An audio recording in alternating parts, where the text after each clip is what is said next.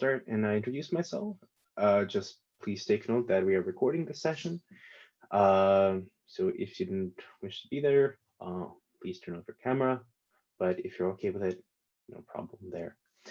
Um, so I think I'm gonna start sharing my screen so we can get up and running. So, and present. So I suppose just a quick introduction of myself. My name is Vicent Mica. I've been the data protection officer of B2 Europe for the past 2 years.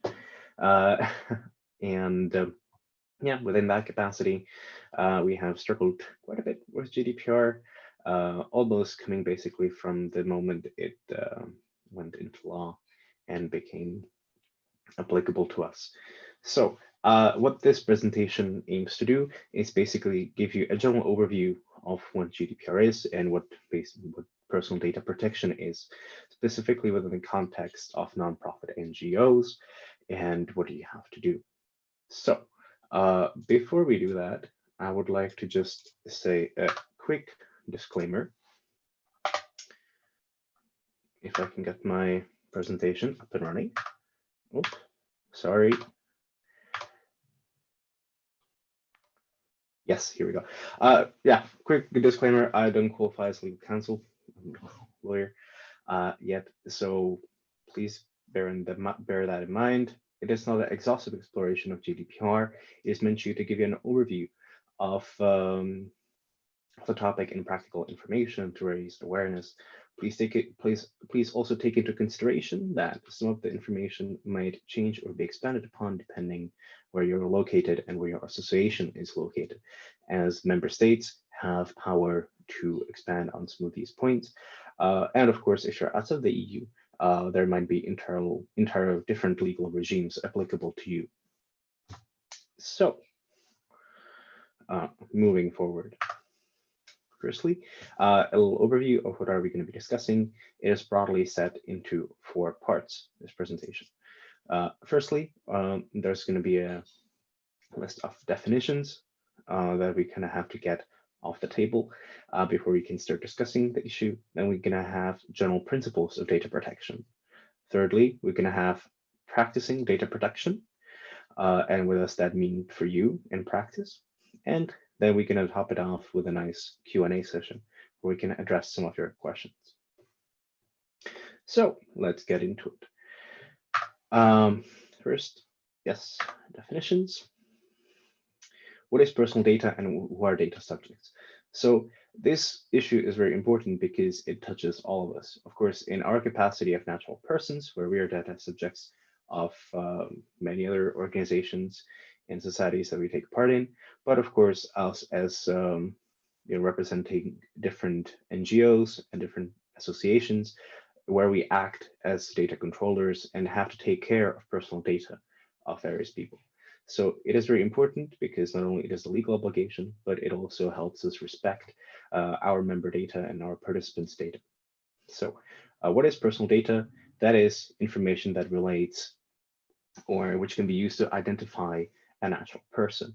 So broadly, name, identification number, location data, online identification. So like you have cookies and websites and other sort of trackers, but also you have other information such as addresses, emails, telephone numbers, or any other sort of material that can be used, or any sort of information that can be used to identify people. Now we move on to a subcategory of personal data, which is special personal data. This data is very tricky and quite touchy. It is basically the most sensitive data that you may come into contact with. It is data that reveals racial or ethnic profiles, political opinions, religious beliefs, any other sort of political involvement, but also the other personal information like a person's sex life or their sexual orientation.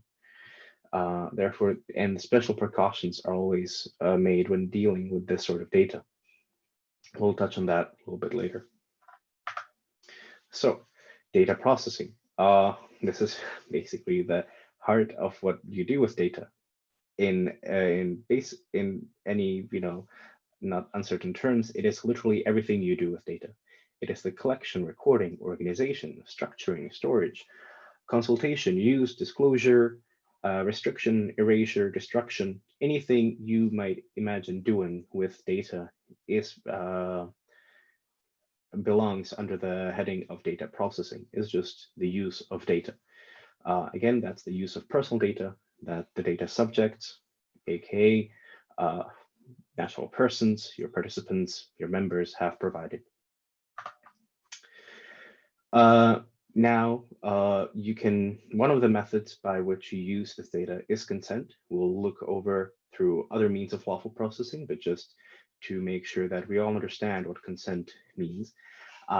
In this scenario, consent means that it is unambiguous and informed affirmative action that is clearly given, that is freely given, and is specific to the occasion you are requesting this consent from. In our context, especially when you deal with events and such things, it usually takes form of a checkbox. You get a tick, and you make sure that people understand how their data is being used. Data controller, that is basically you as an organization that then which has accepted several, that has accepted important data, personal data from their participants or from their members. What makes you special is because you're the one who determines how this data is being used or how the data is being processed. Now, you may also act as a data processor, basically the one who uses the data, who stores it, analyzes it, does anything with it. But that doesn't have to be you, or it can also be other people. If it's external people, then those become third parties. Those are basically legal persons or other people who have access to the data and who, by the authority you give them as a data controller, process this data and can do anything with it, store it, communicate it, analyze it, anything with it. So I understand that these terms are a little bit nebulous and you might not fully understand why we need to go in such detail, but it is important as these will be used throughout the presentation. And importantly, it's good to illustrate these with an example. So within the context of the online symposium, we can look at data subjects. So that would be you as a participant or you as a workshop organizer. Then the personal data, that is your name and other personal details that you gave when you joined this event. You gave your consent when you filled out the workshop registration form. If you recall, there was a little window and you clicked it. You ticked a little box saying that you have read the privacy policy. Sorry. Then the data controller is B2 Europe, as we are the ones who organize this online symposium, and therefore we also act as the data processor. But we are not alone. For example, now we are on Zoom, so they are a third party that helps facilitate this event. Before that, you have received an email and we use Gmail. So that was a third party where we inputted your data, your email, to give you information. So you see, it identifies all of the steps within event organization or any sort of management of a team. So now we're going to see some broad principles of data protection. So now we know what everything means, and now we see what should be done with the data. So firstly, as I mentioned, there's lawful processing. So that basically focuses on several grounds by which you can achieve lawful processing.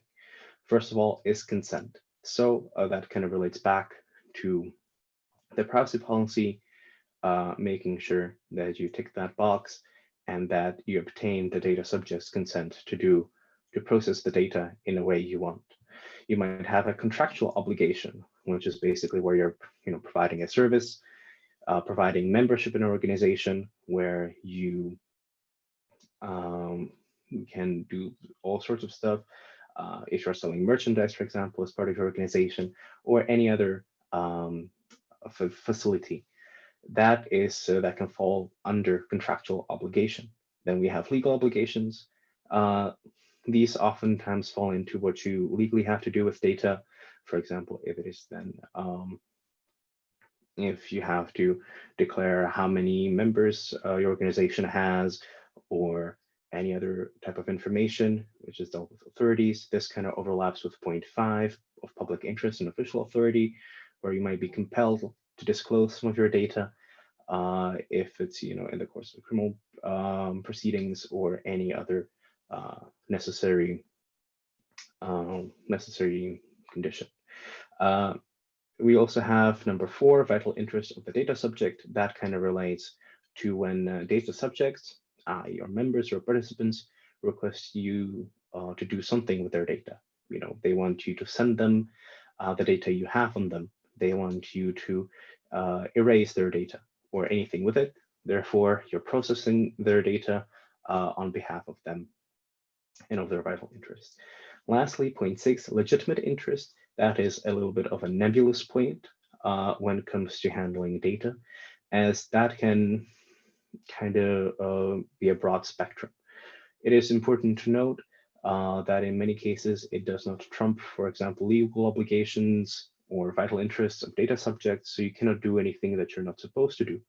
But it can, for example, help you use, for example, anonymized data. For example, if you have 10 participants from country X, you can then claim in your, for example, promotional material, oh, we have X number of participants from this country. In a way, you have used the data subject's information, but you have not linked them to it. So then you kind of moving into statistics, and it gets a little bit nebulous from there. Yeah, so that's always have to be very careful when you claim to process data based on legitimate interest. It is always best practice to have that as part of your contractual obligation or by consent when you read it out in your privacy policy.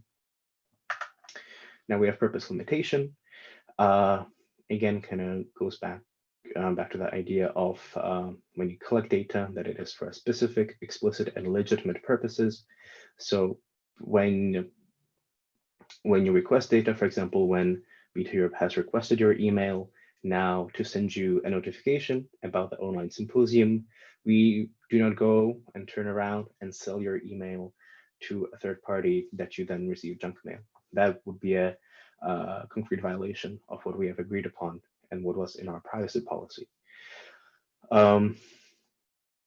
Then you also limit, for example, the information that we requested for you. We requested your email, your name, your general occupation, but then we didn't request, what party do you vote for, or what's your sexual orientation, as those are irrelevant for the purposes of the symposium. Again, data minimization. This goes very hand in hand. You only ask the data which is necessary for the for conducting the event or the contract that you have specified. Accuracy. This is again kind of two-way streak where you give us accurate data, we expect accurate data. You have the right to keep your data accurate and up to date, and we can try and request that you provide accurate data, because it is important that, for example, if you do not provide accurate data to us, if you would give us a wrong email, we cannot then provide you information about the online symposium. And therefore, but then you cannot claim that, oh, why did I not get the information in time and when I was supposed to. A storage limitation. This is often referred to as data retention. Broadly, data should be retained for as long as is necessary for the purposes for which it was processed and collected. But of course, this then kind of goes into the lawyery discussion of what is necessary, which is sometimes a little hard to pin down. If we go back to the principles of data minimization, purpose limitation, and these kind of tell us, try to keep the data to a minimum, store it for only as long as it's necessary. So for example, now for Beta Europe, for the online symposium, It is important that we keep your emails only as long as the event is going, so we can inform you or receive feedback from you or anything of that sort. But it is not really necessary afterwards. However, if, for example, you are organizing a broad network, an organization, or other kind of event where the idea is that you, for example, link people who live in the same city with you, and you want to make sure that they're informed of each other, then you might require and retain the data for a much longer period. So you can kind of keep people up to date. So that really depends on what your purpose is and what are you doing with the data. And in the end, you can make anything basically necessary and any sort of condition sound justified as long as you have a reason for it. Now, lastly but not least, we have integrity and confidentiality, which is a very important attitude and principle to keep in mind when dealing with data. Of course, you have to handle all of the data in a secure manner with utmost professionalism, and you have to prevent unauthorized access to that data or any unauthorized use with it. So again, we have to take precautions to prevent that your data is being misused. We have to take all the steps. If your employee wants to do something with data that they're not supposed to, that you minimize the risk of that happening, and then that you make sure that they do not just kind of nobody can log and pretend to be them to receive that data. That you have, for example, two-factor authentication when you deal with when you have logins in your organization. And then also, for example, if very sensitive data or you deal with special category of data, do you have that password protected? Do you have it encrypted? How do you deal with that data? So now we'll be slowly moving into practicing data protection. So now we kind of clarified what do each of these terms mean and what are you what principles you're supposed to take and how you should behave and kind of approach personal data. So now to put it into practice, there are kind of 5 or 6 things in general that you as a data controller are supposed to do. And now this is framed for the benefit of, if you're running an NGO, a nonprofit, or any other organization in technically speaking. Because first of all, you have to identify your data subjects and the data you collect and how do you process it. That is very important to know because that will inform everything else you do. Then you have to make sure that the things you plan on doing do not, prohibit GDPR and the principles we said. That you have a way of limiting the of people's access to data, that you do not leave it, unprotected, and that you take all the precautions that you can. Third, you have to inform the data subjects about what you want to do with their data. And very importantly, you have to obtain their consent for doing that. So you have to tell them, I want to collect this and this data. I want to do, I want to store it. I want to send you emails from time to time. And then they have to agree to doing that. Fourth, you have to make sure that you actually do what you promised that you have done, which is surprisingly tricky, especially when you deal with an organization which has, tens of members, maybe hundreds of members. Then it becomes very tricky to make sure that everybody behaves in the way that they're supposed to. And point 5, you inform data subjects or the supervisor authority if something really bad happens. In our case, that is a data breach, because that not only is required, but because, best practice. And number 6, if you are big enough or you handle special personal data, special personal data being the one that refers to ethnic background, political opinion, or any other sort of, sensitive information, you have to keep a log of how you handle that data, like the data processing register. So you're ready and you take extra care with such sensitive data.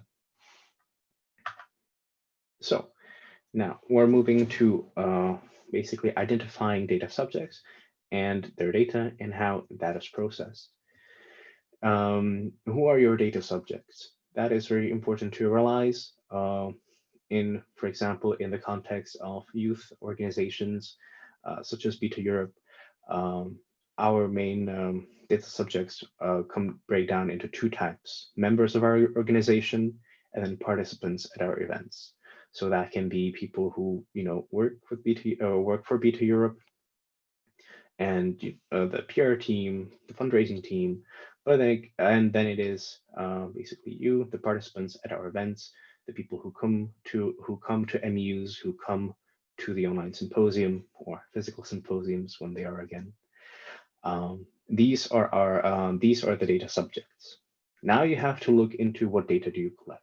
Again, names, date of birth, occupation, payment details, email addresses. But then, do you collect any sort of special data? If you are, for example, trying to make sure that your events represent enough minorities, or you want to boost that number, or you want to do something else, then do you ask about what is their socioeconomic background? What is their perhaps the religious status or something else? This then becomes much more tricky. Thirdly, then how do you process this data? You have to look carefully about what you do with this data. Do you write it down, everything in your notebook? Do you not use anything else? And then do you just like call by public, phone calls to your colleagues and you discuss the data? That's it. Or then do you actually have some sort of like cloud solution? Do you use email? Do you use Google Drive, Dropbox? Do you have a spreadsheet where you input all the information?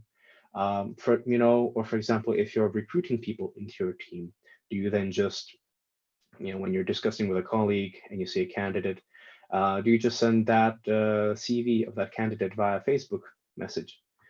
Or for example, if you then trying to organize schedule, do you use Doodle a lot and you input everybody's name into there?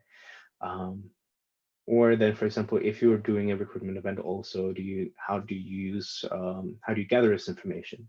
Do you just accept emails, or then do you have a form, like a Google form, or what is it called, SurveyMonkey, I think, or some other provider where people can, use, and then you can like centralize the data.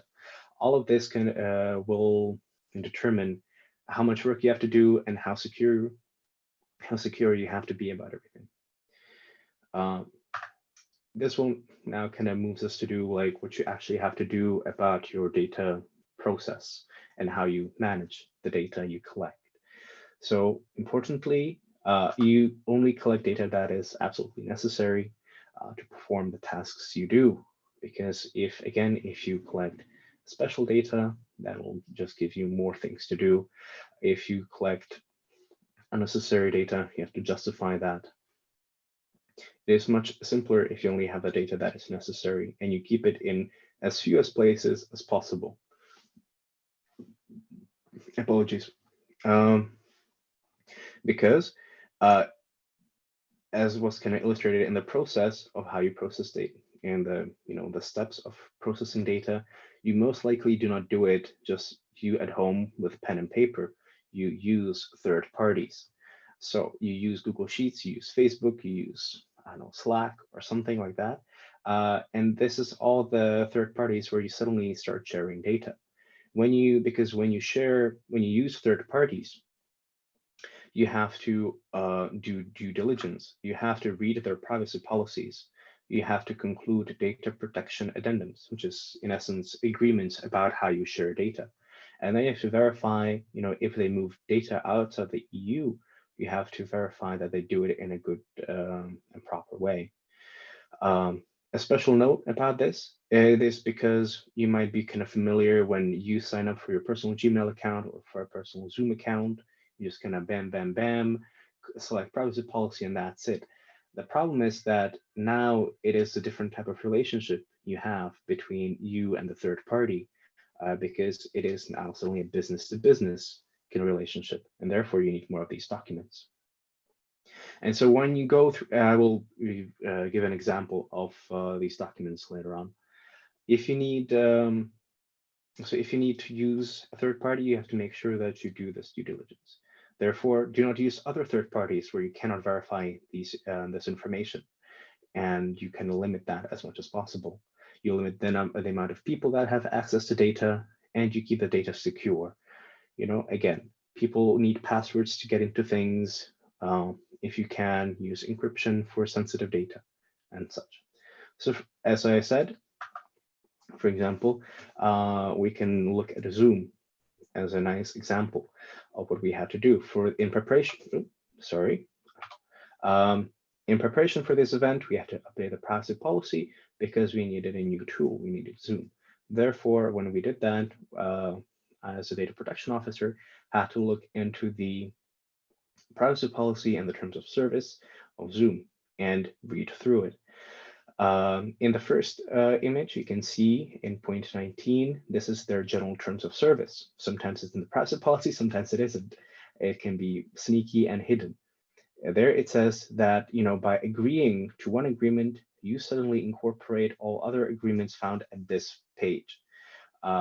And then you kind of fish around and you find the data processing attendant, which then kind of helps you establish this business to business relationship, so to say. Then, for example, because Zoom is a big international corporation, they have to, send data outside the EU. So that was again in their privacy policy, for example. And I had to then kind of go down into and see that they use the European Commission's standard contractual clauses. I don't want to get too deep into that because that's getting quite deep. But in essence, it is basically a standard of protection that a company maintains when it sends out data outside the EU.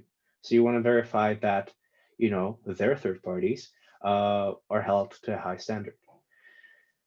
And so you see this amount of due diligence you have to do when you want to basically have third parties. And so minimizing the amount you have and making sure that the ones you have are trustworthy is paramount. Okay, now kind of moving a little bit to more straightforward subjects, which is handling the data subjects. In essence, there are three things you have to do with them. You have to inform data subjects. That is usually done via the privacy policy. You have to ensure that they have consented to your privacy policy. Again, as we mentioned in the definitions, it is a clear and affirmative action. So they take a checkbox. They have read it, they have access to it, and they know what's in it. And then you handle their requests when they arise. It was brought up to my attention then some were curious about the data protection officers. So a quick point about them. They are not strictly necessary for smaller organizations or those that do not handle special personal data. See again about the special personal data. If you collect it, suddenly you need a concrete specific position to take care of it. But even if you don't handle special personal data, I would suggest it is a good idea to have at least someone act as a data protection officer. It doesn't have to be the exclusive role of that individual. For example, for me, I was never only the data protection officer. I was part of the legal affairs team, and I moved towards the management team of Beta Europe, and I kept this role within the organization throughout my time at Beta Europe. So it's important to have somebody designated who handles all these problems. It makes a nice and single point of contact, and it makes handling requests much easier. So, informing the data subjects, how does that actually happen, and what do you get in the privacy policy? There is, as you see here, there is a list of 10 things that have to be included in the privacy policy that are explicitly stated in GDPR. It is the identity and contact of the controller. So that's, for example, you as the management of your organization. So, for example, on in the privacy policy of Beta Europe, there's explicitly stated our physical address and then also a contact for the representative of the organization. Then there's also the DPO contact if you have it. So in our privacy policy, again, it's highlighted me as the data protection officer and how to reach me. Then you outline the purposes of processing and its legal basis. So, you say, oh, it is based on the privacy policy we enter into, and then, let's say on certain contractual basis of providing membership or providing attendance at an event.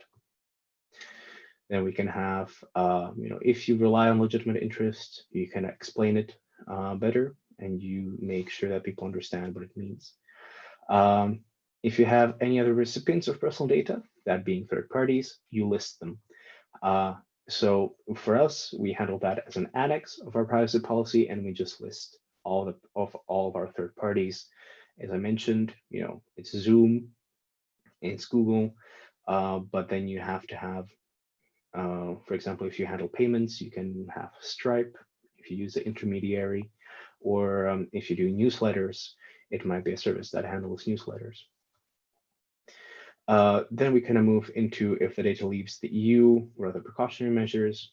Here we kind of state, for example, in the beta case, that yes, sometimes data leaves the EU, and if that does, it's via the third parties, and we verify that they have, sufficient security standards, i.e., the standard clauses, and that a high level of protection of your personal data is maintained. For how long data is retained. So, if you're not very specific about 3 calendar years, then you say the criteria, let's say, while the membership lasts of a person in an organization. Of course, you have to acknowledge and inform data subjects of their rights. That will be the next slide. If you have any automated decision-making processes, that doesn't, for example, for small organizations such as ours, or I think youth NGOs and nonprofits in general, they often lack these decision-making automated processes, which are very kind of technical, and they can use of automated systems. Apologies. We don't use those. We have manual. We have an HR team that handles everything manually, so we don't have to take care of that.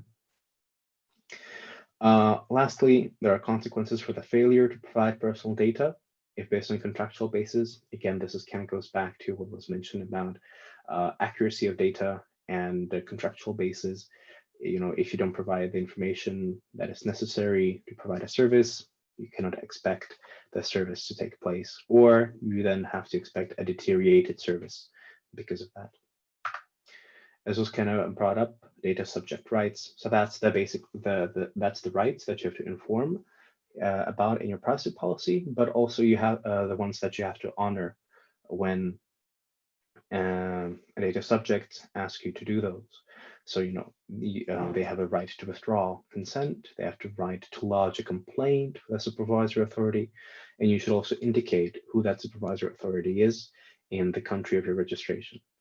Right of access, people can access the data that you have on them. They can rectify, so that is, make accurate again the data that you have of them. They can ask for erasure of their data if they no longer want to be associated with the organization. They want to restrict processing. For example, they don't want Google to be involved in how we handle their data. Well, that would become very difficult. But if they want to avoid Stripe, for example, that might be much simpler. So it kind of depends. Portability. That's kind of that the data subjects can basically request a PDF with all of their data, or any publicly readable format or easily readable format, and just get all of their data that you have on them. And lastly, there's objections to processing of data. Kind of goes a little bit similar to restriction of processes, but objection specifically is often used for objection to automated decision making, which again we don't really have in context of beta, or I think in general is quite limited from the perspective of youth NGOs. So ensuring you do what you're supposed to do, aka data protection by design. So we're nearing towards the end, but here we come to important parts. Of course, security or secure options should be the default in your way of processing data. You have to have a secure organizational structure, and you have to adhere to the data protection principles throughout. So this is where it becomes quite tricky for, especially for larger organizations, because you have to make sure and do your due diligence, and you have to have somebody who checks on these things and doesn't let things slide. So I suppose, at least for us as beta, the greatest challenge was to make sure that we have a platform where we worked out all of these things, where we have a data protection agreement, where we know about their contractual clauses, and it's a secure platform. So that was the most kind of difficult part, because again, as was alluded to before, you have this basically a business to business relationship suddenly. And the issue is, especially for nonprofit organizations, is that companies often want to charge money for that. And so then you have to really kind of hustle and find exceptions around that. So for example, with the Google and G Suite, it provided an option for us as a nonprofit organization to basically receive their basic package for free, which then allowed us to have this data protection addendum and kind of some security about how data protection, or how data safety is handled. But for example, with Zoom, you can't really do that. You have to shell out the monthly subscription fee for Zoom. So you really kind of have to balance, and you have to see what is necessary and what isn't. Again, you have to then make you have to make realistic assessment, because if you have a platform that's free but it's very difficult to use, what that means is that your organization and the people who you work with will not really want to use that platform, and then they will try and set up a different platform, and which will basically mean that they suddenly act in a non-GDPR compliant way. So you have to balance this kind of user friendliness versus what you can actually afford and what you can learn how to use. So that's a point on platforms. Information for us, we found that a good step is to inform the data protection officer whenever there are new platforms being used. Again, so now when we were considering Zoom, I was informed about that, and I had to check in on how we would be using Zoom and if that's all right. You have to keep your privacy policy up to date. Again, for example, before we started using Zoom, it had to be updated. When we changed the mandate, it had to be updated. So everything keeps is in tip-top shape. Lastly, as a point was previously mentioned, do not process special data unless absolutely necessary, because you then have to have a data protection officer. You have to take special care. And what's also very annoying, you have to deal with the next part, which is a data processing record, details of which you can kind of find actually in the GDPR, but broadly, it is basically, it is what it says, is a record of how you use data. So it says, yes, we store data with this third party. We store the data of like these and these people. The data is stored, expected to be stored until this date, that date. Yeah, then you very much need a data protection officer, and probably not a volunteer one, because that is quite a lot of work to handle. Especially but it becomes much more important if you're then expecting, an audit or an inspection or something of that sort. It is important to note that there is a exception for organizations below 250 people, so who do not have to have a data processing record. So it becomes much easier to handle personal data. However, again, if you're a big organization, or if you handle special personal data, such as, as we mentioned, sexual orientation, ethnic background, political opinions, it becomes necessary. So be very careful about what you choose to ask your members or participants about. Also important point, for example, if you are leading the youth wing of a political organization, the membership in that organization in itself is, kind of denotes your political affiliation. Therefore, it is automatically special personal data. But for example, with Beta, we're apolitical. Our aim is to kind of just spread education about Europe. Therefore, just membership in organizations such as ours does not kind of indicate political opinion. And now lastly, we have data breach protocol, which basically kind of goes back to what we mentioned before. What you have to do is notify supervisor authority if you have a data breach. So, if somebody says, my phone has been hacked and suddenly they can access all of the data, that's a big problem. And you have to notify data subjects and the supervisor authority. It is important to note that there's a time limit on that, undue delay, which is 72 hours.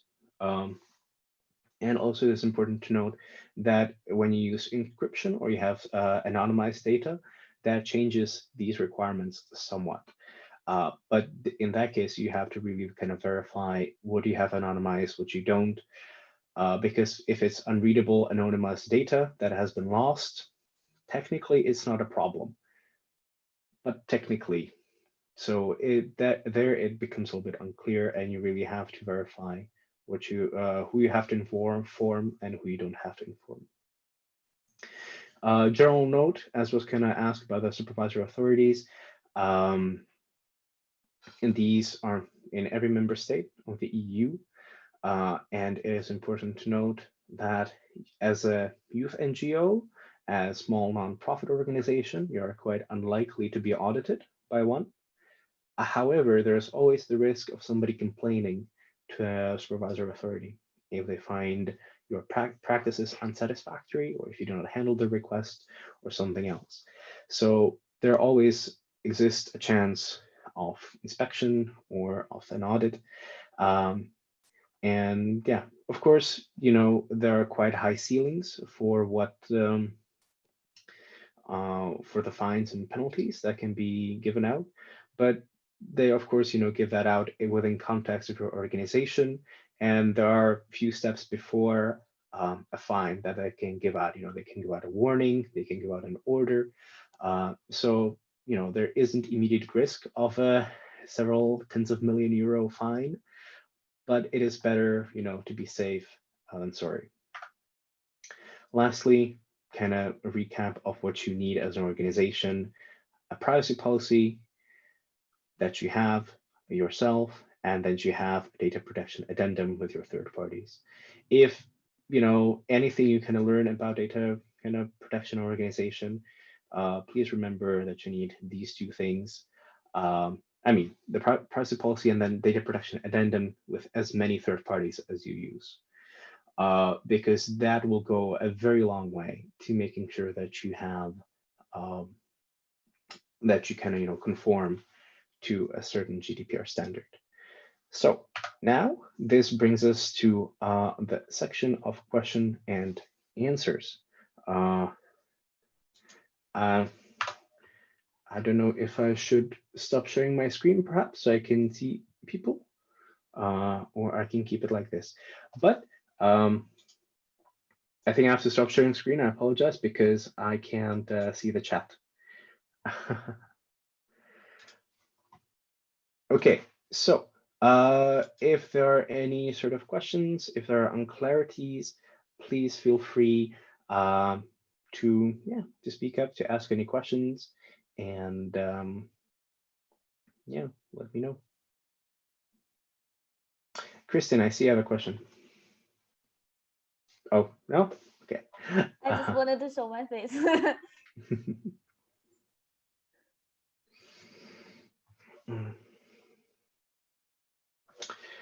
I can look into what was kind of asked. I was provided 10 general kind of questions that participants could give out ahead of time.